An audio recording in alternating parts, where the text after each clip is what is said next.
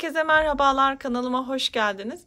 Bugün sizinle birlikte klasikleşen bir model olan çiçekli çanta yapımını birlikte öreceğiz. Çanta yapımında kullandığımız malzemelerimize gelin hep birlikte bakalım. Bu şekilde tuhafiyelerden çok rahat bulabileceğiniz orta kalınlıkta pamuklu iplik kullandım. Ana rengimiz için 100 gram pamuklu iplik fazlasıyla yeterli oluyor arkadaşlar. İç kısmında kullandığımız sarı renk için çok az bir miktar renk kullanıyoruz. Aynı şekilde çantamızın sapı için de yine az bir miktarda yeşil iplik kullandım. Tığ numarası olarak ipliğimize uygun olacağı için 3,5 milim yün tığı kullandım. Çantamızın açma kapama yeri için bu şekilde mıknatıslı aparatlar kullanıyorum. Sizler tuhafiyelerden bu aparatları kolaylıkla temin edebilirsiniz. Dikişimiz için etamin iğnesi, ucu tok bir iğne ve bir makasa ihtiyacımız olacak. Sol tarafta gördüğünüz çanta diğer çantamızdan bir sıra küçük çalıştım. Diğer çantamız bir sıra daha büyük. Hemen ölçülerini de size vermek istiyorum. Sol taraftaki çantamızın çap ölçüsü bakın bu şekilde ortalama olarak 14 santim. Sağ taraftaki çantamızın ölçüsü ise ortalama olarak 16 santim diyebilirim. Aralarındaki fark bir sıra daha fazla örüldü pembe çantamız. Sol taraftaki çantamız ise bir sıra daha küçük örüldü. Video içerisinde pembe çantanın detaylı anlatımına yer vereceğim. Sizler çantanızın bir boy daha küçük olmasını istiyorsanız bir sırasını eksik öreceksiniz arkadaşlar. Diğer tüm detaylar aynı şekilde devam edebilirsiniz. Çantamızı iki parça halinde örüyoruz. Ön taraf ve arka taraf olmak üzere. Daha sonra birleşimini yapıyoruz. Ve çantamızın sap kısmını yapıp detayları verip bitiriyoruz. Yapımı oldukça kolay. Benimle birlikte aşamalı bir şekilde örerseniz hiçbir sıkıntı yaşamadan çantanızı tamamlarsınız. Birçok renk kombinasyonu var. Çok güzel çantalar çalışmışlar arkadaşlarımız. Sizler de dilediğiniz renk kombinasyonlarını tamamlayabilirsiniz. Şimdi detaylı yapım videosuna geçmeden önce sizlerden de bir ricam olacak. Kanalıma hala daha abone değilseniz abone ol butonundan ücretsiz bir şekilde abone olabilirsiniz. Bu videoya da beğeni ve yorum bırakırsanız da çok sevinirim. Hadi buyurun şimdi videomuza geçelim. Çantamızı örmeye başlarken çiçek kısmımızın ortasındaki sarı bölümünü örerek başlıyoruz. Çift kat iplikle örülmeye başlıyorum. Çift kat ipliğimi bakın 100 gramlık elimde ipliğim var. Bir ipliğimi dışarı kısmından bir ipliğini iç kısmından alıyorum. Şimdi sihirli halka yaparak başlıyorum. Parmağıma bu şekilde ipliğimi doladım. Çaprazı gördüm. Tığımı içinden geçirip bir tane ilmek aldım. Bir ilmek daha aldım. Sıkıca şu kısmı tutarak sihirli halkamı çıkardım. Bu noktada 2 tane zincir çekiyorum. 1 ve 2. Tığımın üzerine bir tane ilmek alıyorum ve sihirli halkamın içine batarak arkadan bir tane ilmek çıkartıyorum. Tığımda bakın 3 tane ilmek varken ilk ikisini diğer ikisini birlikte çıkarak ikili trabzan örüyorum. Tekrar tığımın üzerine bir tane ilmek alıyorum ve aynı noktaya sihirli halkamın ortasına tekrar batıyorum. Tığımdan ilmeğimi geçirdim. 3 tane tığımın üzerine ilmek varken ilk ikisini diğer ikisini birlikte çıkararak ikili trabzan yaptım. Bu şekilde arkadaşlar sihirli halkamın içerisine toplamda 12 adet ikili trabzan yapacağım. Başta 2 adet çektiğim zinciri ikili trabzandan saymıyoruz. Bakın bu şekilde ikili trabzanlarımı tamamlıyorum. Örerken bir yandan da hafiften sihirli halkamı şu şekilde kapatıyorum. Bakın şu an 1, 2, 3, 4, 5. ikili trabzanım. Devam ediyorum. 12'ye tamamlıyorum. Evet 12. ikili trabzanımı da yaptım. Şimdi sihirli halkamın ucundaki ipliği şöyle tutuyorum. Sıkıca çekerek kapatıyorum. Baştaki zinciri ikili trabzanlardan saymadık. Dikkat. Şimdi bu noktada 2 tane zincir yaptığım kısmın tepesine batıyorum. Arkadan ilmeğimi çıkartıyorum. Herhangi bir üzerine ilmek almadan direkt tığımın üzerindeki ilmekten çıkartarak ilmek kaydırma yapıyorum. Ve böylece birinci sıramı tamamlıyorum. Bir üst sıraya geçerken 2 tane zincir çekerek başlıyorum. 2 zincir çektim. Tığımın üzerine bir tane ilmek aldım ve tam dibine batıyorum. Arkadan ilmeğimi çıkartıyorum. Tığımda 3 ilmek varken ilk ikisini bir, diğer ikisini birlikte çıkararak yine ikili trabzan yapıyorum. Tekrar tığımın üzerine alıyorum ve aynı noktaya bakın. Dibine tekrar batıyorum ve bir ikili trabzan daha yapıyorum. Şimdi ilk sırada arkadaşlar 12 adet ikili trabzan elde etmiştik. Bir üst sırada her ilmeği çift batacağız. Şimdi dibine batarak 2 tane ikili trabzan yaptım. Şimdi bir sonraki ilmeğe bakın. Bir sonraki ilmeğe batıyorum ve yine buraya da 2 tane ikili trabzan yapıyorum. Bu şekilde her bir ilmeğe arkadaşlar 2 tane ikili trabzan yapıyorum. Yani ikili trabzan da arttırma yapıyorum. Sıra sonuna kadar devam edeceğim.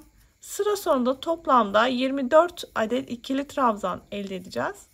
Baştaki çektiğim 2 adet zinciri trabzandan saymıyoruz. Şimdi sıranın sonuna doğru geldim. Bakın arkadaşlar, son ikili trabzanlarımı da yaptım. Toplamda 24 adet ikili trabzanı tamamladım. Şimdi burada dikkat etmemiz gerekiyor. Altta ilmek kaydırma yaptığımız nokta var. Bakın tam şu nokta. Buraya batmıyoruz arkadaşlar. Buraya batarsak kontrolsüz arttırma yapmış oluyoruz. O yüzden buraya batmıyoruz. Şimdi sıramızı nasıl birleştireceğiz? 2 zincir çektiğimiz ve sıraya başladığımız nokta var. Bu 2 zincir çektiğimiz zincirin tepesine batıyorum. Yani ikinci zincirine batıyorum. Arkadan ilmeğimi alıyorum ve tığımın arasındaki ilmekten geçirerek ilmek kaydırma yapıyorum. Bu şekilde ikinci sıramı da tamamlamış oldum. Şimdi üçüncü sıradan devam ediyorum. Yine 2 zincir çekerek sırama başlıyorum. Tığım üzerine bir tane ilmek alıyorum ve tam dibine batarak bir tane ikili trabzan yapıyorum. Tığımın üzerine tekrar alıyorum. Bir sonraki ilmeğe batıyorum bu sefer. Ve buraya da bir tane ikili trabzan yapıyorum. Tığımın üzerine tekrar alıyorum. Ve aynı noktaya bir tane daha ikili trabzan yapıyorum. Gelin bakalım ne yaptık. 2 zincir çektim. Tam dibine batarak bir tane ikili trabzan yaptım. Daha sonra yanındaki ilmeğe arkadaşlar arttırma yaptım. Yani 2 adet ikili trabzan yaptım. Şimdi bu sırada bir tek bir çift devam edeceğim. Yani bir tane tek ikili trabzan. Daha sonraki ilmeği ise 2 adet ikili trabzan yaparak sıra sonuna kadar bu işlemleri tekrarlayacağım. Toplamda bir tek bir çift ikili trabzandan 12 kere tekrarlamış olacağız arkadaşlar. Sıranın sonunda da toplamda 36 adet ikili trabzan elde edeceğiz. Evet, 3. sıramın da sıra sonuna geldim. Bakın ilmek kaydırma yaptığım nokta, yine buraya batmıyorum. Hemen 2 zincir çektiğim zincirin tepesine batıyorum. Arkadan ilmeğimi alıp tığımın arasından geçirerek ilmek kaydırma yapıyorum. Şimdi bu noktada arkadaşlar sarı ipliğimle artık bir işim kalmadı. Bu noktada bir tane zincir çekip şöyle ipliğimi sıkılayıp hemen kesiyorum. Kalan ipliği arkadan yürüterek gizliyoruz.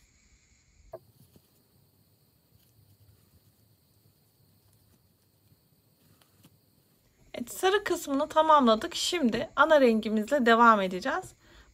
Bakın örgümü alıyorum. Yine çift kat ipliğimle çalışacağım. Öncelikle bir tane kilit işlemi yapıyorum. Şöyle bir tane ilmek alıyorum ve sıkılıyorum. Kilit işlemi yaptıktan sonra örgümü aldım. Bakın 2 zincir çektiğim kısım neresi? Burası arkadaşlar. Şurası ilmek kaydırma yaptığım nokta. Buraya dikkat edelim. Tam 2 zincir çekip sıraya başladığım noktaya batıyorum. Bakın şu noktaya battım. Arkadan ilmeğimi alıp bu ilmeği buraya sabitliyorum. Şimdi buraya dikkat etmenizi istiyorum. Zincirin sağ kısmından batarsanız arkadaşlar arttırma yapmış olursunuz. O yüzden 2 zincir çektiğimiz kısmın sol kısmından batarak ipliğimizi buraya sabitliyoruz. 2 tane zincir çekiyorum. Tığımın üzerine alıyorum ve tam dibine batıyorum yine. Ve bir tane ikili trabzan yapıyorum. Dikkat. Tekrar üzerine alıyorum ve bir sonraki ilmeğe tekrar batıyorum. Ve buraya da bir tane ikili trabzan yapıyorum. Ayrı ayrı 2 tane ikili trabzan yaptım. Tığımın üzerine aldım. Bakın altta arttırma yaptığım noktaya geldim. Hemen yanındaki ilmeğe batıp bir tane ikili trabzan yapıyorum. Tığımın üzerine alıyorum. Aynı noktaya arkadaşlar bakın. Aynı noktaya tekrar bir tane daha ikili trabzan yapıyorum. Baştaki 2 tane zinciri saymıyoruz. Ne yaptık arkadaşlar? Ayrı ayrı ikili trabzan yaptık. Daha sonraki ilmeği ise arttırma yaptım. Yani çift ikili trabzan yaptım. Diğer bir tabirle 2 tek 1 çift. Devam ediyorum. Tekrar tığımın üzerine aldım. Bir sonraki ilmeğe battım. Bir tane ikili trabzan. Tığımın üzerine tekrar aldım. Bir sonraki ilmeğe bir tane daha ikili trabzan. Ayrı ayrı ikili trabzan yaptım. Şimdi bakın altta arttırma yaptığım noktaya geldim. Bu noktaya battım. Ve 2 tane ikili trabzan yapacağım buraya. Yani yine arttırma yapacağım. Bu şekilde arkadaşlar sıra sonuna kadar devam edeceğim. 2 tek ikili trabzan, bir çift ikili trabzan olmak üzere. Bu işlemi arkadaşlar 12 defa tekrarlıyoruz. Sıra sonunda da toplamda 48 adet ikili trabzan elde etmiş olmamız gerekecek. Şimdi sıra sonuna kadar geldim. Bakın son işlemleri yapıyorum. Son 2 tek bir çift yapacağım. Ayrı ayrı 2 tane ikili trabzan yaptım. Şimdi bu ilmeğe çift yapıyorum. Yani 2 adet ikili trabzan yapıyorum. Şimdi dikkat arkadaşlar, bakın bir alt sırada ilmek kaydırma yaptığım nokta, buraya batmıyorum. Zaten 2 tek bir çift yaparak sıra sonuna kadar geldim, tamamladım. Toplamda 48 adet ikili trabzan elde ettim. Dikkat, baştaki 2 zinciri ikili trabzandan saymıyoruz. Şimdi bu sıramı nasıl birleştiriyorum? Hemen 2 zincirle başladığım kısmın tepesine batıyorum. Arkadan ilmeğimi alıyorum. Tığımın arasından geçirerek ilmek kaydırma yapıyorum ve bu sıramı da tamamlıyorum. Şimdi 5. sıradan devam ediyorum. 2 tane zincir çekiyorum. Tığımın üzerine bir tane ilmek alıyorum. Şimdi bu noktada dibine batıp ikili trabzan yapacaktım ama dibine batmıyorum arkadaşlar. Dibine batacağım ikili trabzanı buluyorum ve bu şekilde tığımı arkadan geçirip ikili trabzanımı öne getiriyorum. Bakın bu şekilde. Arkadan ipliğimi alıyorum ve tığımın üzerinde 3 tane ilmek varken ilk ikisini diğer ikisini birlikte örerek ikili trabzana örüyorum. Tığımın üzerine tekrar ilmek alıyorum. Bir sonra gelen, bakın şuradaki ilmeğe batıyorum ve bir tane ikili trabzan yapıyorum. Tekrar tığımın üzerine alıyorum. Bir sonraki gelen ilmeğe batıyorum ve bu noktaya da bir tane ikili trabzan yapıyorum. Şimdi tekrar tığımın üzerine alıyorum ve aynı noktaya tekrar batacağım. Dolayısıyla bu noktaya arkadaşlar 2 tane ikili trabzan yapıp arttırma yapmış oldum. Şimdi tığımın üzerine alıyorum.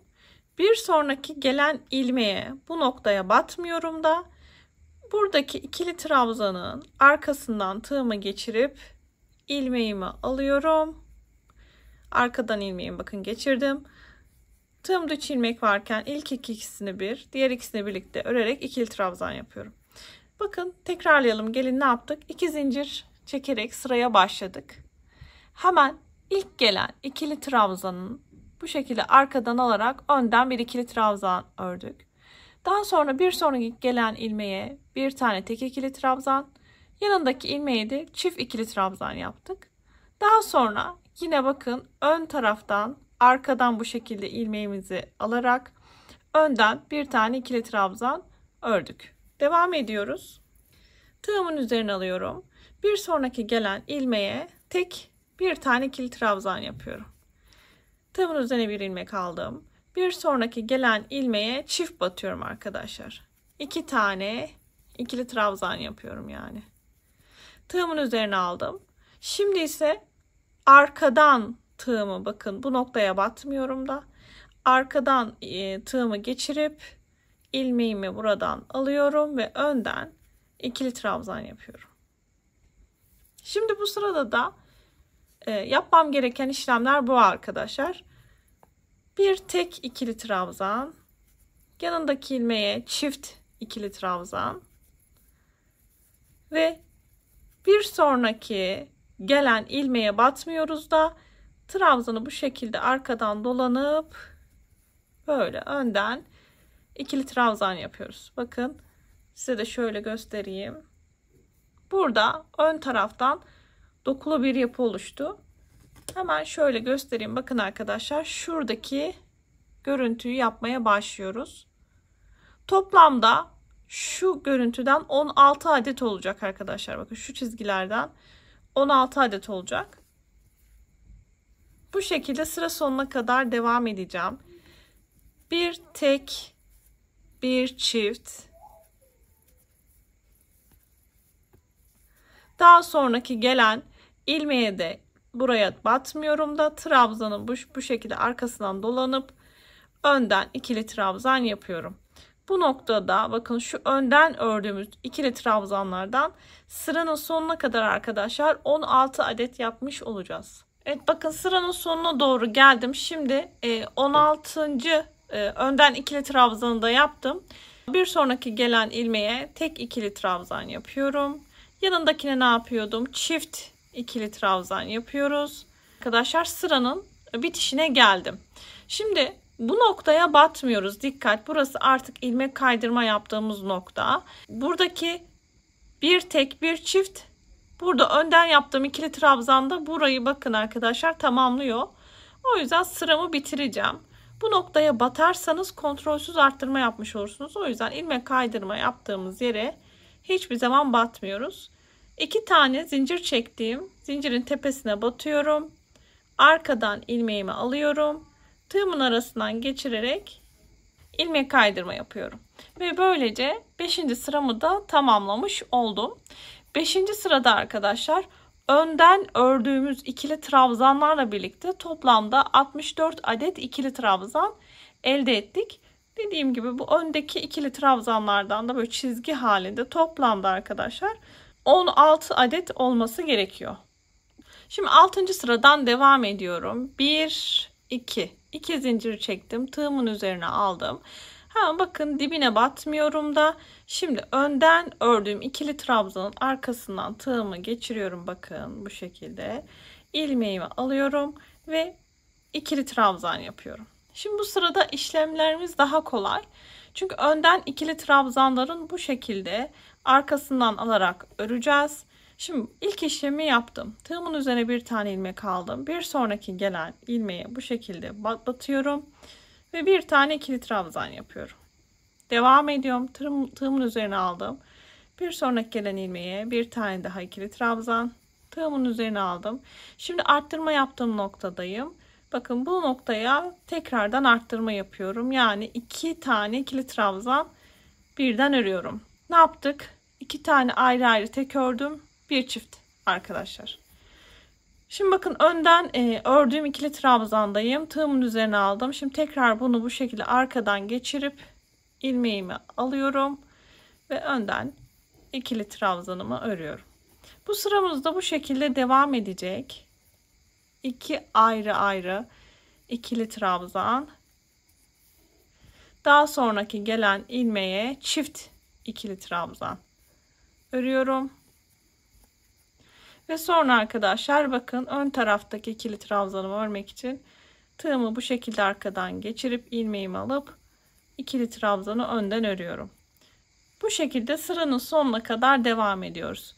2 tek bir çift bir önden. 6. sıranın sıra sonuna doğru yaklaştım. Bakın arkadaşlar 16. önden ikili trabzanımı da ördüm. Devam ediyorum. 2 tek yapıyorum. Ayrı ayrı ikili trabzan. Bir tane arttırma yapıyorum. Ve bitirdim. Bakın ilmek kaydırma yaptığım noktaya batmıyorum. Dikkat. Hemen 2 zincir çekip başladığım noktanın tepe noktasına batıyorum. Arkadan ilmeğimi geçiriyorum tığımdan ve ilmek kaydırma yaparak 6. sıramı da tamamlıyorum. 6. sıramın sıra sonunda da arkadaşlar önden ördüğümüz ikili trabzanlarla birlikte toplamda 80 adet ikili trabzan elde ediyoruz. Şimdi 7. sıradan devam ediyorum. 1, 2 adet zincir çektim. Tığımın üzerine aldım. Yine bakın arkadaşlar hemen başlarken önden ikili trabzan yapacağız. Bunun için tığımı önden ördüğüm ikili trabzanın bakın arka kısmından geçiriyorum. İlmeğimi çıkardım ve ikili trabzan ördüm. Tekrar tığımın üzerine alıyorum. Bir sonraki ilmeğe batıp tek bir tane ikili trabzan yapıyorum. Devam ediyorum. Bir sonraki ilmeğe bir tane daha tek. Devam ediyorum. Bir sonraki ilmeğe bir tane daha tek. 1, 2, 3. 3 tane ayrı ayrı tek ikili trabzan yaptım. Üzerine alıyorum. Bir sonraki ilmeğe batıyorum. Bu noktaya arkadaşlar 2 adet ikili trabzan birden yapıyorum. Yani 3 tek 1 çift. Tığımın üzerine aldım. Şimdi önden ördüğüm ikili trabzana denk geldim. Hemen tığımı arkadan geçiriyorum ve bir tane daha önden ikili trabzan yapıyorum. Bu sıramı bu şekilde devam edeceğim arkadaşlar. 3 tane ayrı ayrı tek ikili trabzan örüyoruz ve daha sonraki gelen ilmeğe çift ikili trabzan yapıyoruz. Yani arttırma yapıyoruz. 3 tek 1 çift yaptıktan sonra bakın önden ördüğümüz ikili trabzan geliyor. Buna bu şekilde arkadan tığımı geçiriyorum ve önden bir tane ikili trabzan örüyorum. Bu şekilde sıra sonuna kadar devam ediyoruz arkadaşlar. 3 tek ikili trabzan, 1 çift, bir de önden ikili trabzan örerek devam. Evet, 7. sıranın sıra sonuna geldim. Bakın son arttırmamı yaptım arkadaşlar. Şimdi 2 zincir çektiğim kısmın tepe noktasına batıyorum. Arkadan ilmeğimi alıp tığımın arasından geçirerek bu sıramı da tamamlıyorum. Şimdi arkadaşlar ben 7. sıraya kadar bu şekilde devam ettim. Burada size bir ölçü vermek istiyorum. Şöyle bu noktada kenarlarını geçmeden ki ölçümüz yaklaşık olarak şöyle 16,5 santim diyebilirim.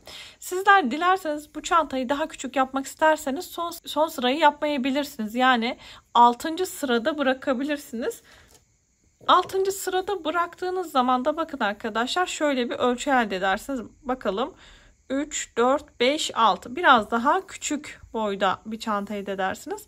Bunun da yaklaşık olarak iç kısımdaki ölçüsü 14 santim. Evet, dilerseniz 6. sırada bitirip kenarlarını geçebilirsiniz. Dilerseniz benim gibi arkadaşlar 7. sırayı da yapıp devam edebilirsiniz. Şimdi kenarlarındaki şu görmüş olduğunuz kenar detayını vereceğiz. Öndeki ilmekleri alarak öreceğiz. Çünkü birleştirme için arkadaşlar arkasında kalan ilmekleri kullanacağız. Şimdi bunun için dikkat, şöyle yapıyoruz. Bakın karşımda böyle 2 dişli ilmekler var. Biri ön lobdaki ilmek, biri arka lobdaki ilmek. Şimdi biz kenar detayına geçerken ön taraftaki ilmekleri kullanarak öreceğiz. Hemen bakın ilmek kaydırma yapmıştım. Bu noktada bakın ön taraftaki ilmeğimi alıyorum. Normalde şöyle alıyorduk. Dikkat. Bu şekilde tek bir kanadını alıyorum. Arkadan ilmeğimi alıyorum ve tığımın arasından geçiriyorum. Yani ilmek kaydırma yapıyorum. Bir sonraki ilmeğe bakın tekrar tek bir kanadını alıyorum. Bana bakan ön taraftaki ilmeği alıyorum. Arkadan ilmeğimi aldım. Tığımın arasından geçirerek ilmek kaydırma yaptım. 2 tane ilmek kaydırma yaptım. Bir sonraki gelen ilmeğe battım. Tekrar bakın. Tek kanadı aldım. Arkadan ilmeğimi aldım. Tığımda 2 ilmek var. Şimdi ikisini birlikte bir örerek sık iğne yaptım. Tığımın üzerine aldım. Burada hep arkadaşlar tek kanattan alarak öreceğiz. Tığımın üzerine aldım. Bakın bir sonraki gelen ilmeğin kanadını aldım. Ve tığımda 3 ilmek var. İlk ikisini diğer ikisini birlikte örerek ikili trabzan ördüm. Tekrar tığımın üzerine alıyorum. Aynı ilmeği tekrar batıyorum. Tekrar çıktım. İkili trabzan yapıyorum. Tığımın üzerine aldım. Şimdi bir sonraki ilmekten devam ediyorum. Battım. Arkadan ilmeğimi çıkardım. İkili trabzan. Tekrar tığımın üzerine aldım. Aynı ilmeği tekrar batıyorum. Yine bir tane daha ikili trabzan. Bakın burada bir ilmeğe 2 tane ikili trabzan yaptık. Tekrar tığımın üzerine alıyorum. Bir sonraki ilmeğe battım. Ve bir ikili trabzan. Hemen aynı ilmeğe bir ikili trabzan daha. Bakın şöyle bakalım. İlmek kaydırma yaptım. 2 tane. Daha sonra sık iğne.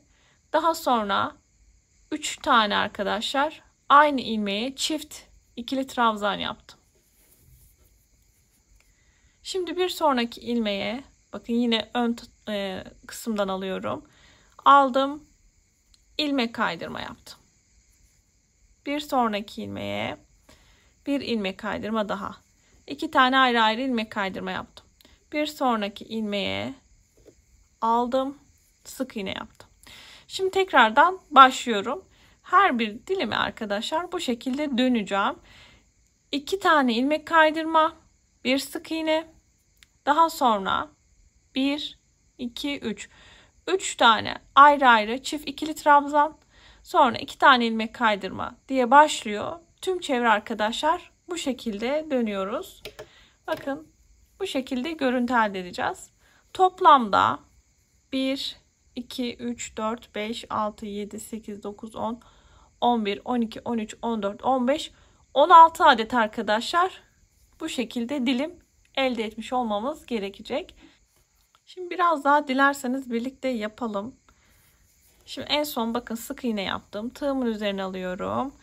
Ön taraftaki lobu alıp bu loba şimdi 2 tane ikili trabzan yapıyorum. 1 2. Tığımın üzerine aldım.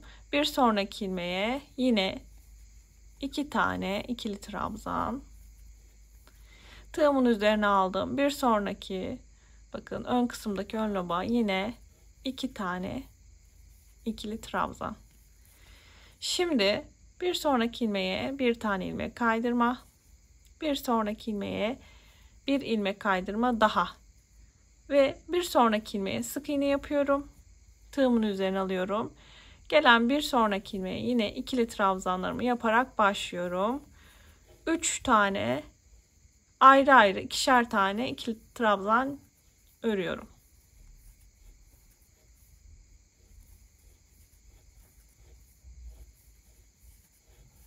Evet, bir sonraki gelen ilmeğe ilmek kaydırma yaparak sabitliyorum.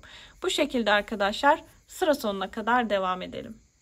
Evet, sıranın sonuna doğru geldim. Bakın arkadaşlar son ikili trabzanda arttırma yaptım. Şimdi ilmek kaydırma yapacağım. Yine bakın ön taraftaki ilmekten alıyorum. Tığımın arasından geçirip ilmek kaydırma yaptım. Bir tane daha ilmek kaydırma yapıyorum. Parçamı bitiriyorum. Şimdi bir tane parçam arkadaşlar en son ilmek kaydırma yaptığım yerden bir tane zincir çekiyorum. Şöyle sıkılayıp ipliğimi buradan kesiyorum. Ve bu şekilde bir tane parçamı hazır ediyorum. İkinci parçamı da verdiğim bu tarifle örüyoruz arkadaşlar. En son ilmek kaydırma yaptığım yerden sonra ipliğimizi kesmiyoruz. Şimdi bu iki parçayı birbirine birleştireceğiz. Birleştirerek örmeye devam edeceğiz. Şimdi çantamızın iki parçasını trabzanlar yaparak birleştireceğiz. Örgü parçamızı birleştirirken kullanacağımız yerler bakın arka lobda bıraktığımız ilmekler. Bu ilmekleri her iki örgü parçasında da bu ilmekleri alarak birleştireceğiz.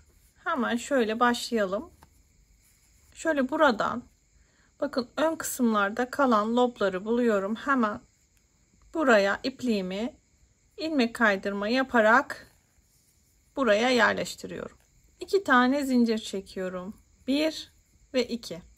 Tığımın üzerine bir tane ilmek alıyorum ve tam dibine bakın yine ön lobundan alarak batıyorum. Arkadan ilmeğimi çıkartıyorum.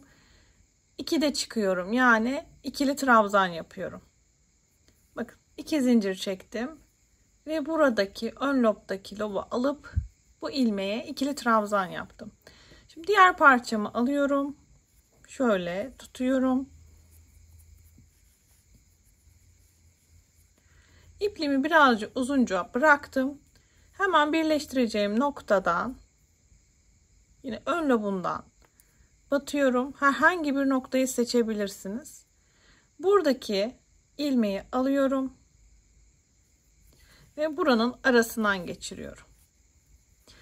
Şimdi tığımın üzerine bir tane ilmek alıyorum. Buradaki bakın ilmeğimi batıyorum. Arkadan ilmeğimi çıkartıp ikili trabzan yapıyorum. Tığımdan ilmeğimi çıkartıyorum ve hemen bir yanındaki ilmekten batıp bu ilmeği arasından geçiriyorum.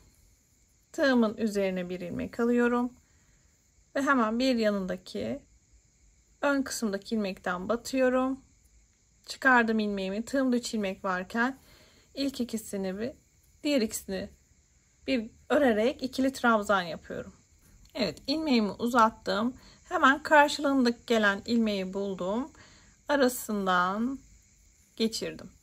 Tekrar tığımın üzerine ilmek aldım. Bakın. Hemen yanındaki ilmeğin ön lobundan aldım. İkili trabzan yapıyorum.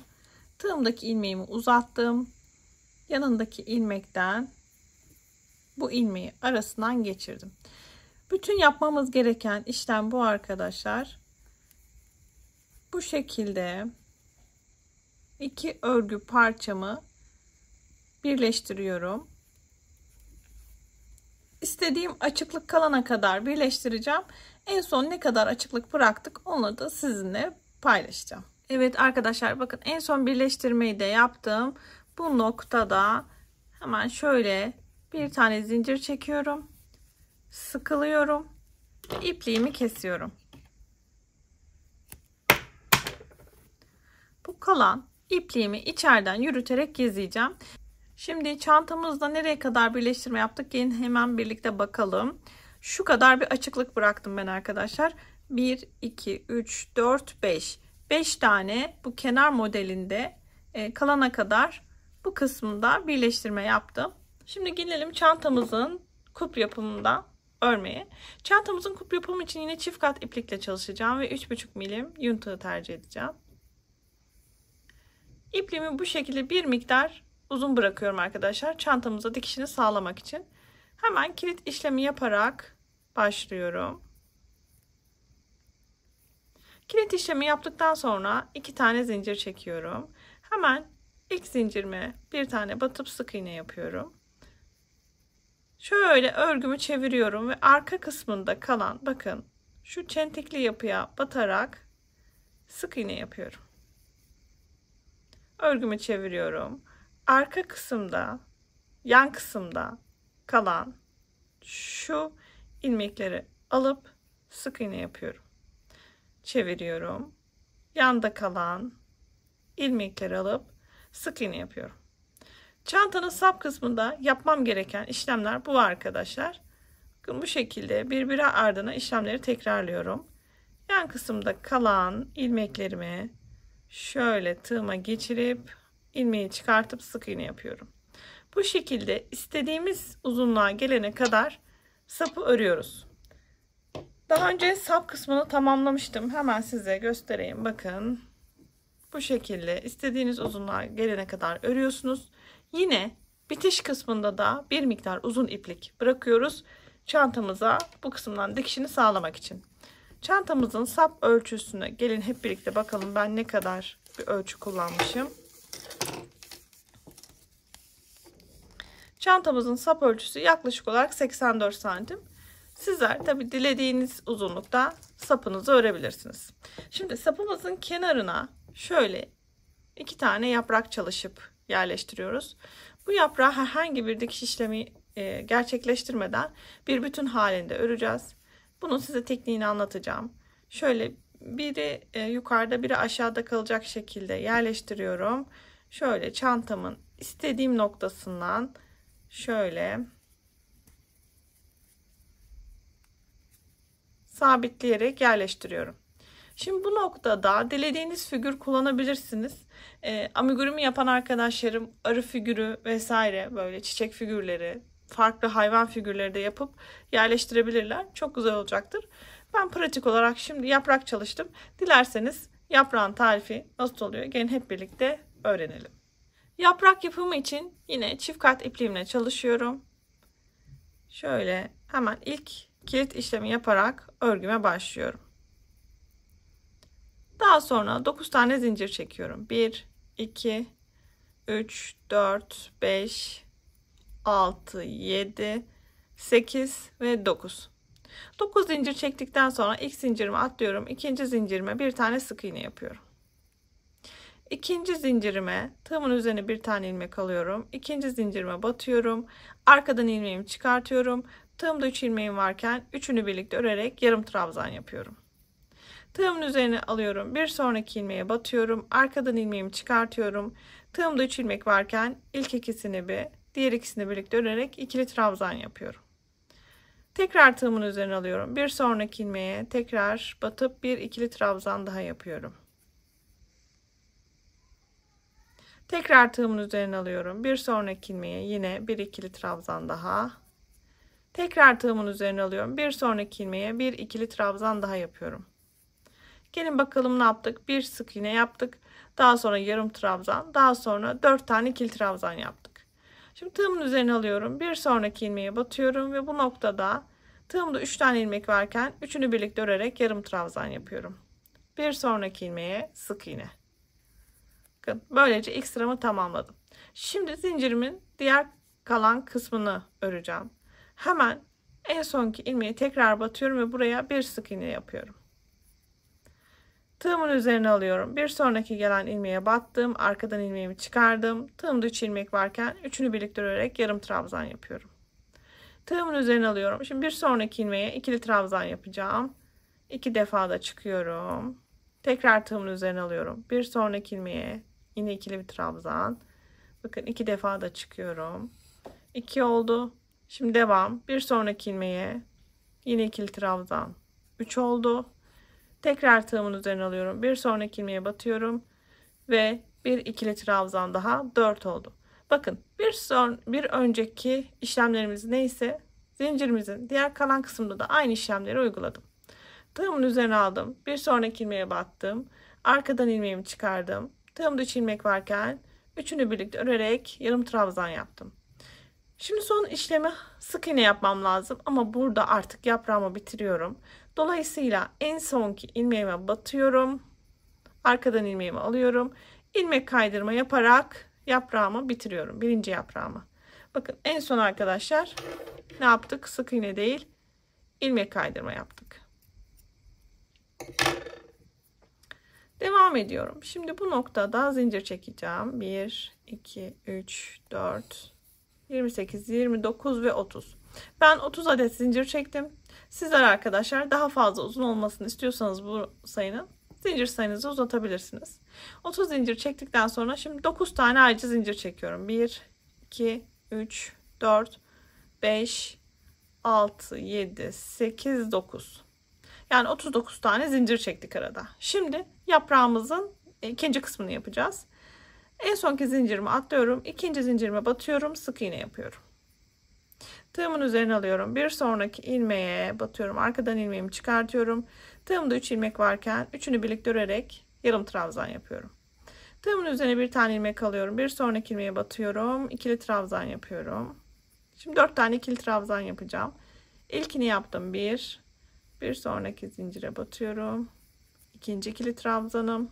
Bir sonraki zincire 3 ve bir sonraki zincire tekrar batıyorum. Dördüncü ikili trabzanım. Tığımın üzerine alıyorum. Bir sonra gelen ilmeğe batıyorum. Arkadan ilmeğimi çıkardım. Tığımda 3 ilmek varken üçünü birlikte örerek yarım trabzan yaptım. Bir sonraki ilmeğe normal battım ve bir tane sık iğne. Şimdi dikkat arkadaşlar, şöyle çeviriyorum. Hemen zincirimin diğer kalan kısmından devam edeceğim. En sonki zincire tekrar batıyorum ve bir sık iğne daha yapıyorum.